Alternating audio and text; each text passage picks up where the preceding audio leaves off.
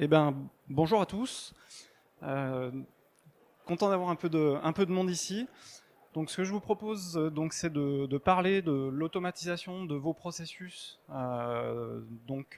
industriels, avec une approche quelque part qui est vraiment le côté low code sans coder. Avant de démarrer, donc pour vous expliquer un petit peu, je fais partie du groupe Alma. Donc, je suis responsable d'une activité. Donc, ça fait une quinzaine d'années en fait que j'accompagne des clients de tout type et principalement des clients industriels sur ces sujets de la digitalisation et donc de l'automatisation des processus. Donc, si on remonte il y a longtemps, on faisait ça au travers des applications Lotus Notes pour ceux qui ont déjà connu ça. Et puis, petit à petit, on a basculé aussi sur d'autres types de supports, donc type Microsoft. Et aujourd'hui, je vais vous parler de la plateforme Agilium, voilà, avec des exemples concrets de ce qu'on a pu faire chez différents clients.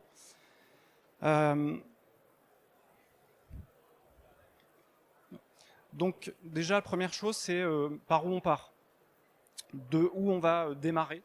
Donc la plupart du temps, en fait, vous avez déjà un système qui est en place avec un certain nombre de, de services, un certain nombre d'applicatifs ou de logiciels qui sont déjà en place, que ce soit de l'ERP, du CRM, etc.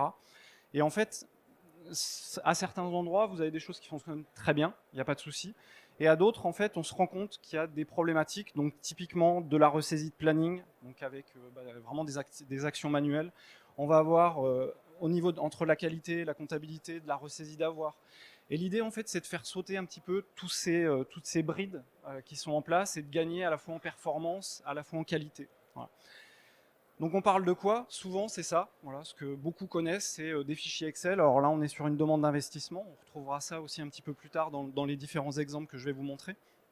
Donc l'idée c'est quoi? En fait c'est de partir de ces fichiers Excel ou des fois même de papier, parce que c'est encore le cas aujourd'hui. On a encore beaucoup de gens qui travaillent avec des papiers, des feuilles volantes, qui se baladent de bureau en bureau. Et c'est d'amener ça quelque part dans des applications de façon à vraiment régler les différents problèmes. Donc les problèmes qu'on retrouve principalement, c'est vraiment des questions de ressaisie. Donc voilà, des gens qui saisissent à un endroit et au final c'est ressaisi à un autre endroit et encore un autre endroit. On peut avoir des fois des dizaines de saisies pour une même information.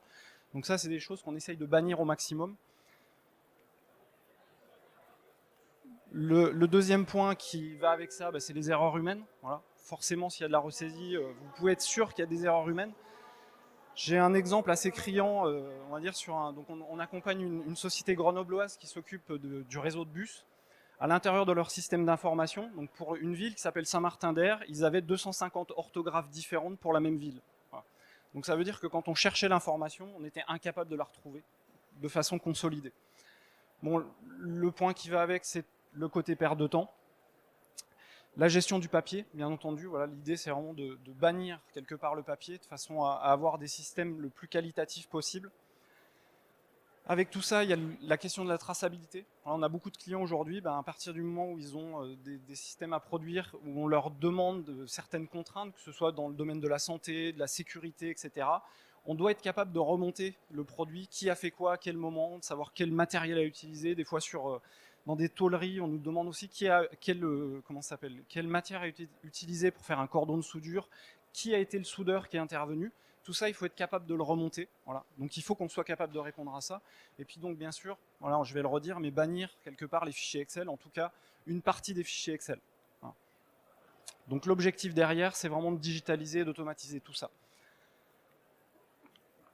Donc quelques exemples, on va dire, de processus. Voilà, des processus dans les entreprises, il y en a des dizaines et des dizaines. Voilà, donc le but c'est pas de tous les lister, mais quelques exemples autour des demandes d'intervention. Voilà. Du contrôle de réception de matières premières ou de commandes que vous allez passer. Ça va être aussi sur la saisie des temps de production, sur lequel aussi vous pouvez des fois avoir des outils qui sont déjà en place. Quand c'est pas le cas, en fait, comment vous êtes capable de contrôler ça? Ça va être aussi le suivi des non-conformités. Comment vous êtes capable de récupérer, on va dire, n'importe quelle non-conformité dans l'entreprise et d'être sûr qu'elle a bien été traitée jusqu'au bout et d'avoir bien vérifié aussi l'action qui a été mise en place pour la corriger. Ça va être aussi tout ce qui va être autour de la gestion de la maintenance et tout ce qui va avec. Voilà. Donc, si on regarde ça d'un petit peu plus haut, en fait, alors je l'ai schématisé sur quelques services. Voilà, il faudrait faire ça de façon plus exhaustive sur l'ensemble des services. Mais l'idée, c'est que des besoins, en fait, il y en a beaucoup, à beaucoup d'endroits différents. Voilà. Et donc, pour répondre à ça, en fait, si on commence à mettre un fichier Excel à chaque endroit, forcément on n'y arrive pas. Donc l'idée, c'est vraiment plutôt d'avoir une plateforme qui soit capable de venir répondre à ces besoins-là et de vous aider en fait à la fois dans tous les points qu'on a vus avant et d'aller plus vite aussi dans la réponse apportée à ces différents points. Donc comment on fait pour faire ça? Donc créer une application métier donc sans coder. Comment on va le faire? On va le faire, alors déjà un tout petit point autour de la méthodologie pour le faire, c'est-à-dire que l'idée c'est de travailler au maximum en mode agile sur ces aspects-là, c'est-à-dire que quand on va venir utiliser des plateformes comme je vais vous le présenter, l'idée c'est de prototyper les choses, donc de travailler ensemble, on va dire avec le métier pour mettre en place une première version d'application, donc un premier paramétrage. Voilà, encore une fois on va parler de paramétrage, on ne va pas être sur des notions de développement, on va mettre ça dans les mains des équipes métiers de façon à ce qu'ils puissent utiliser réellement l'application et de prendre tout de suite des retours terrain et de pouvoir ajuster. Voilà. Et de rentrer dans des cycles d'itération quelque part, de pouvoir travailler sur cette application et de la faire évoluer petit à petit. Voilà. Ça, c'est vraiment quelque chose aussi qu'il faut, on va dire, prendre en compte au-delà de la technique pour faire en sorte que la réponse soit la plus adaptée par rapport à votre besoin. Dans tous les projets qu'on a pu mener, ça fait voilà, 15-20 ans que je fais de l'informatique, j'ai jamais vu un projet livré à la fin qui correspondait à ce qui avait été exprimé au début. Jamais. Voilà. Il n'y a personne qui sait à la fin ce dont on a réellement besoin et en fait ça, il faut le faire par l'expérimentation. Il n'y a pas d'autre solution aujourd'hui. Et donc après, comment ça se passe? En fait, ce qui va se passer, c'est qu'on va tout simplement décrire notre processus de façon graphique. Voilà. Donc on va prendre par notre palette d'outils qui est sur la partie droite, en fait prendre les différentes boîtes pour venir les placer et faire nos étapes de processus. Donc sur une demande d'achat, comme je l'ai montré tout à l'heure, ça va être de créer notre demande d'achat, ça va être de valider notre demande d'achat, donc là auprès de notre manager par exemple, d'avoir aussi potentiellement une validation de cette demande d'achat peut-être auprès de notre DG si le montant est supérieur à 10 000 ou 20 000 ou 50 000 euros, voilà, de mettre des tests en place et d'aller ensuite enregistrer cette demande d'achat. Et ça, on va le faire de façon très simple, juste avec des glissés-déposés dans l'interface. La deuxième étape pour créer notre application, en fait, ça va être sur les étapes, là, typiquement de création de demande d'achat, ça va être de modéliser un formulaire. Donc modéliser les informations dont on va avoir besoin, en fait, à l'intérieur de notre formulaire. Donc comment ça se passe? De la même façon, en fait, on est toujours sur ces notions un peu visuelles de mise en place de solutions. Donc on va avoir un certain nombre de champs. On va venir les placer en fait dans notre écran. Donc ça, ce sera tout simplement l'écran qu'aura l'utilisateur en rendu à la fin. Et on va pouvoir tout simplement mettre en place ça comme on a envie. Et sur les champs, définir typiquement sur une date que c'est bien une date, sur un service qu'on va vouloir une liste de valeurs, etc. On va vraiment être sur des notions de paramétrage et au-delà de ça, après venir dire si les champs vont être obligatoires ou pas et aller encore plus loin avec des tableaux, avec des choses comme ça, l'enrichir vraiment de façon complète et complexe, voilà, mais avec simplement du glisser-déposer. Voilà. Derrière, on va avoir capturé de l'information, donc ce qui va nous intéresser, c'est d'avoir un rendu de cette information. Donc le rendu, on va le trouver au travers d'écrans un peu classiques, on va dire des écrans type Excel, où vous allez lire les informations, vous allez pouvoir filtrer sur les différentes colonnes pour retrouver les choses qui vous intéressent. Mais on aura aussi des visualisations de type planning, comme on peut le voir ici, ou des visualisations de type Gantt, voilà, ou gestion de projet. Donc ça nous permet de modéliser et de rendre l'information en fait de façon la plus efficace possible par rapport au contexte dans lequel vous allez avoir besoin d'accéder à l'information. On a encore potentiellement d'autres types de rendus, mais ça, c'est les principaux. Et puis, quand on a fait ça, encore une fois, on a collecté de la donnée. En fait, ce qui va souvent nous intéresser, c'est de mettre en place quelques indicateurs. Ça peut être des choses assez simples, où on va avoir des petits suivis comme ça. Ça peut être aussi des petits camemberts, des choses comme ça, qui permettent de voir directement, par exemple, sur mes commandes, où est-ce que j'en suis, combien il y en a qui ont été passés, peut-être quel montant de mon budget je vais avoir consommé, etc., etc. Et ça, on peut le contextualiser aussi par rapport aux personnes qui sont connectées. Voilà. Donc, ce qui fait que chacun va vraiment trouver l'information fine qui l'intéresse. Voilà.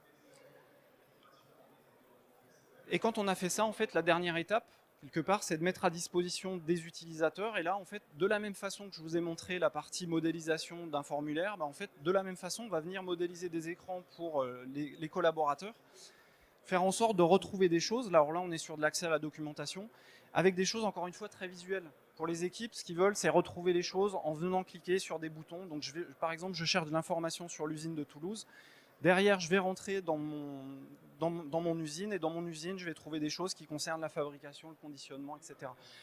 Et tout ça, encore une fois, c'est contextualisé vraiment par rapport à vos informations, à vos processus, à votre organisation. Donc on peut vraiment paramétrer les choses exactement comme on le veut. Voilà. Et encore une fois, sans avoir besoin de faire une seule ligne de développement. C'est là où c'est super intéressant. Voilà. Et donc là, à la fin, je vais retrouver potentiellement les documents qui m'intéressent, mais ça aurait pu être des processus, ça aurait pu être des informations. Et je vais simplement venir filtrer pour trouver les choses qui m'intéressent, qui me sont pertinentes pour moi. Voilà. Pour aller un petit peu plus loin, donc je vais vous partager quelques cas d'usage. Donc des cas d'usage qui peuvent être assez classiques dans ce qu'on retrouve dans différentes entreprises. Donc premier cas d'usage autour donc d'un client qui est dans le dans l'industrie, qui construit en fait des ouvrages d'art, donc des ponts tout simplement en métal. Donc son métier de base quelque part c'est d'être limite un tôlier, hein, voilà, d'avoir vraiment de la découpe de tôle, de la soudure, du pliage, voilà, des actions un peu classiques. Et puis après tout ce qui va être peinture, finition sur les éléments. Voilà. Donc il travaillait aujourd'hui principalement, on va dire, en mode avec un peu de fichiers Excel pour faire de la planification, avec beaucoup de papier, voilà, pour toute la partie traçabilité. Et en fait, typiquement sur de l'ouvrage d'art, comme je l'ai expliqué un petit peu plus tôt, en fait, on a vraiment besoin de savoir quelle matière a été utilisée, quelle est la personne qui a fait un cordon de soudure, parce que s'il y a un problème sur l'ouvrage, en fait, il faut être capable de remonter toute la chaîne. Voilà. On n'est pas capable de faire sans ça. Et à un moment, travailler comme il le faisait, ça marche pendant un temps. Après, quand on franchit certaines étapes, quand on commence à grossir, ça devient compliqué. Donc l'idée, là, ça a été vraiment de garder leur processus de travail en interne comme ils le faisaient. Dans leur contexte, ils n'étaient pas équipés d'un ERP, typiquement. Voilà. C'était un choix de leur part, et déployer un ERP, ça aurait pris 3 ans, quelque chose comme ça, le temps de travailler avec les équipes, d'acculturer au changement, de mettre en place toute la partie gamme, nomenclature, etc. Enfin, il y avait un travail énorme à faire. Donc ils ont préféré se concentrer sur dire, on a déjà des process en place qui fonctionnent très bien. Le but, c'est plutôt de digitaliser ces process-là en partant vraiment de la commande, donc de dire, on passe nos commandes de matières premières, on va contrôler la réception de ces matières premières, et puis après, on va faire tout le suivi de la production, c'est-à-dire de savoir d'atelier en atelier où en est ma production, qu'est-ce qui avance, qu'est-ce qui est planifié, où est-ce que j'en suis, est-ce que je suis bien dans les délais ou pas, voilà, de façon à m'assurer que l'ensemble du cycle de production était correct. Et donc un écran de rendu complémentaire, voilà, quand j'en parlais tout à l'heure, on est capable de voir au travers d'écrans de pilotage sur des commandes, où est-ce qu'on en est sur nos réceptions de commandes, savoir quelles sont les quantités qui ont été réceptionnées. Et typiquement dans leur cas, en fait, on a des personnes à la réception qui sont équipées de smartphones, de tablettes, et qui vont faire du contrôle, au travers de lecture de QR code, de code barre sur les fournitures qui sont livrées, les matières premières, rentrer ça dans le système et attendre, en fait, là, typiquement là sur les quantités qu'on voit, il y a encore des commandes à recevoir parce que c'est réceptionné par l'eau forcément. Et ça leur permet d'avoir des suivis visuels, de savoir où ils en sont sur leur réception de commande, et de s'assurer en fait aussi qu'on a bien réceptionné l'entièreté de la commande. Voilà. Et tout ça, en fait, avant, encore une fois, c'était des feuilles qui volaient sur des bureaux, qui se promenaient de service en service. C'était d'une complexité sans nom. Voilà, avec un seul écran de pilotage, en fait, on arrive à rendre ça visible pour tout le monde et l'ensemble des personnes de l'entreprise. Un deuxième exemple, alors là plutôt autour de la qualité, voilà, qui est aussi un autre sujet autour des processus. Sur cette partie qualité, alors on sait traiter, voilà, on va dire tout processus autour de la qualité. Principalement, ce qui est souvent demandé, c'est de traiter tout ce qui va être non-conformité, actions correctives et préventives et les audits. Donc là, de la même façon, en fait, on a des modules en fait, qui sont même déjà préparamétrés, qui permettent de répondre à ces besoins-là. Et si je vais un petit peu plus loin, d'avoir encore une fois, sur ce mode de tableau de pilotage, en fait, sur la partie audit, de retrouver, tout simplement, quand on parlait de processus, de retrouver mon processus d'audit à ce niveau-là. Donc tout simplement une préparation d'audit, une réalisation de l'audit. Donc là, quand on est dans un contexte d'audit interne, la réalisation, on va l'assumer par les équipes. Quand on est sur un audit externe de certification ISO ou autre, en fait, ce sera un auditeur externe qui va réaliser cette étape-là, donc on pourra la sauter et de passer directement à une étape de bilan qui nous permettra de consolider l'ensemble des informations qui ont été retrouvées en fait dans lors de l'audit, de lancer aussi toutes les pistes d'amélioration ou de non-conformité aussi qui auraient été identifiées sur ce périmètre-là, et puis de réaliser un plan de constat à la fin. Donc ça qui sera un document qui reprend en fait l'ensemble des éléments de l'audit, voilà, et tout ça en un seul document à la fin qui est généré automatiquement. Donc vous avez vraiment à vous occuper de rien à partir de l'ensemble des informations qui auront été collectées en fait tout au long du cycle de vie du processus. Voilà. Et donc ça en fait on retrouve un petit peu la même idée. Voilà, sur une non-conformité, le processus de traitement va être un petit peu différent. Là, on va être plutôt sur une déclaration. On va avoir une validation plutôt au niveau du service qualité en général, le responsable qualité qui viendra valider, qui va déclencher derrière une analyse de cette non-conformité, donc comprendre ce qui s'est passé, comment on peut la corriger, peut-être déjà mettre en place une action, on va dire, directe sur cette non-conformité, et puis après de passer plutôt sur des phases de validation d'analyse, de mise en place aussi de plans d'action derrière, parce que des fois, pour une petite non-conformité, on se retrouve en fait à lancer un plan d'action assez monstrueux pour arriver à gérer cette non-conformité. Et on voit ici tout simplement, voilà, quand on parlait de formulaire, ici des champs qu'on va retrouver de type en camp rouge avec des étoiles qui vont être des champs obligatoires en saisie pour les utilisateurs, donc on ne pourra pas passer à la suite tant que ça n'aura pas été saisi. Donc ça encore une fois aussi en termes de contrôle qualité, enfin un fichier Excel, alors à part à mettre des macros un petit peu dans tous les sens, ça devient compliqué de forcer la saisie par les gens. Là on s'assure qu'on collecte bien l'information à tous les niveaux en fait de ce côté-là. Et puis voilà, d'avoir comment ça s'appelle, des champs de type list sur lesquels voilà, on va pouvoir typer nos origines, etc., qui nous permettent aussi derrière en fait, de traiter et de mettre en place des indicateurs un petit peu différents, voilà, à partir des données qu'on aura collectées.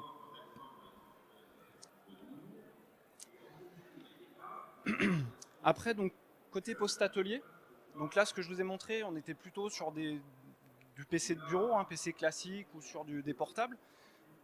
Dans l'atelier, en fait, comment ça se passe? Et sur un post-atelier, donc là, typiquement, on va équiper les gens avec des tablettes ou avec des périphériques tactiles.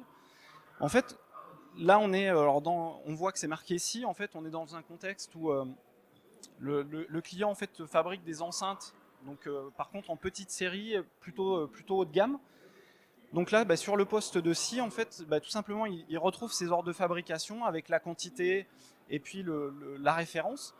En fait, il a simplement lui de son côté à cliquer sur sur l'ordre de fabrication. Ça va déclencher de son côté en fait la partie suivante qui est de dire pour fabriquer l'enceinte dont tu as besoin, en fait, il faut que tu ailles chercher le lot de planches avec l'identificateur temps. Ça, il va aller le scanner lui avec une scannette à barcode qui va venir être donc reconnue dans le système. Et de la même façon, il faudra que tu ailles chercher de la colle blanche et du mastic avec ces références-là. Et ça, de la même façon, en fait, à partir du moment où il aura tout scanné, on aura enregistré ça dans le système. Lui, il sera sûr d'avoir utilisé les bonnes planches, la bonne colle et le bon produit. Voilà. Et on sera sûr à la fin aussi que le produit qui aura été fabriqué sera bien conforme à ce qu'on voulait au début. Voilà. Et ce qu'on voit à la fin, en fait, c'est ces étapes-là se font, on va dire, petit à petit, voilà, on va dire face par face, etc. Donc on construit des produits semi-finis, tout ça c'est enregistré en stock, et à la fin on construit l'enceinte avec l'ensemble de ces produits semi-finis, de façon à avoir notre enceinte définitive. Et là sur cette enceinte définitive, en fait, ce qu'on vient faire en plus, c'est coller un tag RFID qui est à l'intérieur de l'enceinte, donc le client ne le voit pas. Par contre, à l'intérieur de ce tag RFID, tout simplement, il y a un lien vers l'ensemble des informations de l'enceinte, ce qui permet en fait en SAV, s'il y a des problèmes à gérer par derrière, de venir, de scanner le code RFID et de retrouver à la fois tout le processus, l'ensemble des intervenants qui ont construit l'enceinte, et à la fois aussi toute la documentation qui est afférente à cette enceinte-là. Et potentiellement de retrouver aussi des informations pour régler des problèmes un peu courants. Donc l'opérateur qui est en maintenance, donc qui a le client au bout du fil, en fait a simplement à récupérer l'information, à faire une recherche et retrouve tout ce qu'il faut pour renseigner le client de façon la plus rapide possible. Voilà.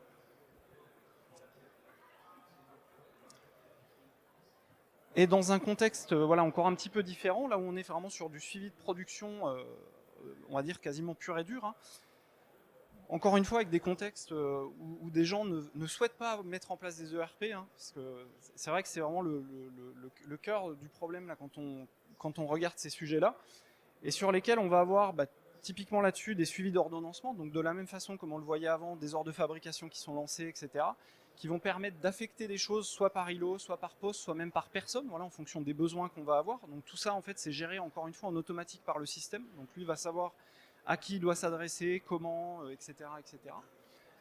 Et donc derrière, de mettre en place des plannings de production qui sont là, on va dire semi-automatiques, c'est-à-dire qu'on va avoir un provisionnement du planning de façon automatique par rapport à la gamme de fabrication, donc qui nous donne les différents jalons de fabrication. Donc typiquement, ceux qui sont assurés sont des ordres, voilà, qui ont été, enfin des commandes plutôt qui ont été ramenées dans le planning en mode automatique. Et en fait derrière, il y a un opérateur qui vient, le gestionnaire du planning qui va se dire, ok, par rapport aux contraintes que moi je connais, voilà, que la machine ne connaît pas, que le système ne connaît pas, je sais qu'il va falloir allonger tel temps. Il va pouvoir décaler tout ça, voilà, de façon très simple, avec des glissés-déposés, en étirant les barres, etc. Tout ça va se repositionner de façon automatique, et derrière, il n'a plus qu'à valider, et à ce moment-là, on passera en mode très plein, qui permet de dire au système, voilà, là maintenant, ça c'est le planning de production qu'il faut suivre pour l'ensemble des personnes. Voilà.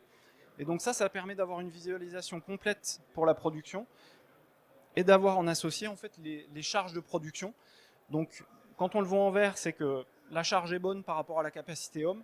À l'inverse, quand on est en jaune, voire quand on est en rouge, c'est que là on commence en jaune, on est proche du dépassement, et en rouge on est en dépassement. Donc là, forcément, il faudra aller chercher soit de la ressource, soit décaler la production en fonction des réponses qu'on voudra apporter. Voilà.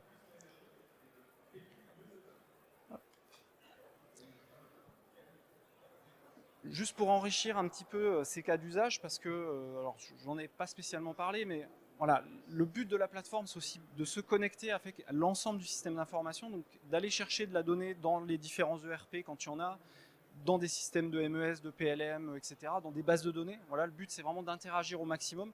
Le but, c'est pas de créer un système cloisonné qui fonctionne dans son coin, c'est vraiment de venir récupérer de la donnée, de venir en pousser de l'autre côté. Sur des cas d'usage assez classiques, on traite souvent tout ce qui va être aussi création de code article dans un ERP, voilà, qui sont souvent des flux, des processus qui demandent, on va dire, des choses assez spécifiques dans les entreprises, où l'ERP répond pas très bien sur ces sujets-là, et au final, on vient les modéliser dans ces plateformes-là, plateformes BPM type Agilium, qui permettent vraiment de modéliser le flux de création de l'article avec toutes les étapes qui vont bien, et ensuite on vient alimenter le RP de façon à avoir un système qui soit complet du début à la fin. Mais encore une fois, voilà, je mets en avant les ERP parce que c'est vrai que c'est le sujet principal. Après, on est ouvert, et de la même façon, en fait, l'ensemble des informations que nous on collecte, on les met à disposition de l'ensemble des autres outils du système d'information. Voilà.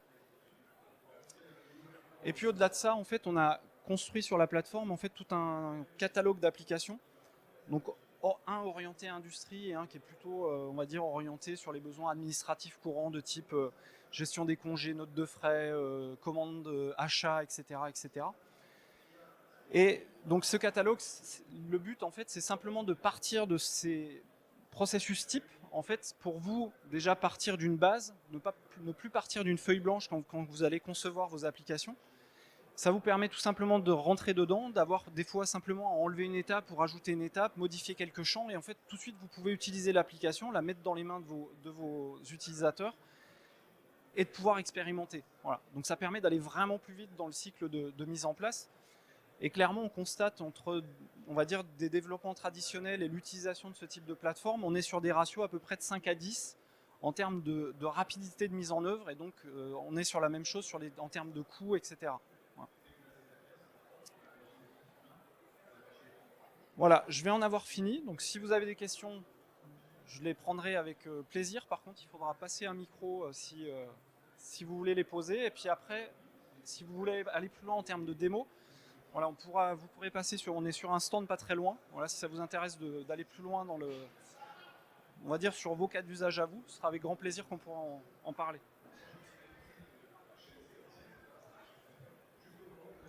Merci. Juste une question, ça va être après des applications en local ou en SaaS, en cloud? Merci. Alors c'est une bonne question. Alors de base, en fait, on propose nous plutôt un mode SaaS. Voilà. Par contre, il n'y a rien qui nous empêche de venir déployer les solutions chez vous. Voilà. Donc on sait répondre absolument à tous ces cas d'usage là. De base aujourd'hui, c'est vrai que les clients sont plutôt friands du SaaS. Ils n'ont plus rien à s'occuper. Voilà. Après, c'est plutôt sur des contextes de sécurité spécifiques qu'on va venir déployer chez vous. Voilà.